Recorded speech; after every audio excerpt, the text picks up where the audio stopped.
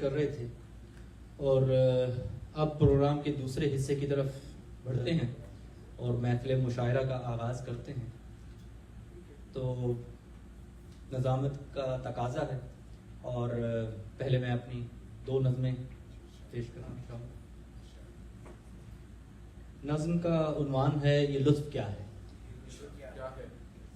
یہ لطف کھڑا ہوا ہوں نگار دنیا کے عین مرکز میں سوچتا ہوں یہ لطف کیا ہے. کھڑا ہوا ہوں نگار دنیا کے عین مرکز میں سوچتا ہوں یہ لطف کیا ہے.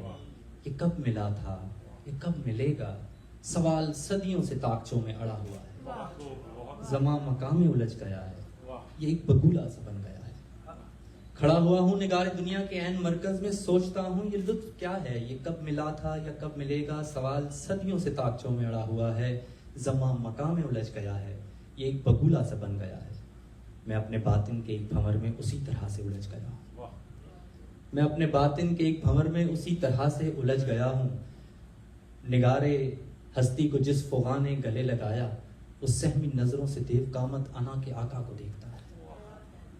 نگارے ہستی کو جس فغاں نے گلے لگایا وہ سہمی نظروں سے دیو قامت انا کے آقا کو دیکھتا ہے. میں اپنے ہاتھوں میں جس انرجی کے نرم گولے بنا رہا تھا میں اپنے ہاتھوں میں جس انرجی کے نرم گولے بنا رہا تھا اسی انرجی کی راکھ دریا میں ڈال آیا. گما کو ممکن بنا کے پلٹا تو میں نے دیکھا انا کا آقا نگار دنیا کے عین مرکز میں گاؤ تکیے لگائے بیٹھا ہر ایک ہستی پہ تانا زن تھا. گما کو ممکن بنا کے پلٹا تو میں نے دیکھا انا کا آقا نگار دنیا کے عین مرکز میں گاؤ تکیے لگائے بیٹھا ہر ایک ہستی میں تانا زن تھا. میں پیش منظر کے آئینے میں غبار تازہ کا ایک ذرہ نمو کی خاطر مچل رہا تھا. نمو کی خاطر مچل رہا تھا. اسے ایک ذرے کو کیا خبر تھی کہ اس کی ہستی چند پیچ و خم پر ہی منحصر ہے.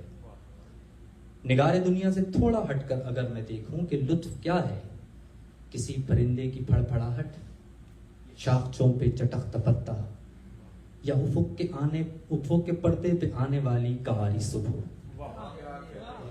بہت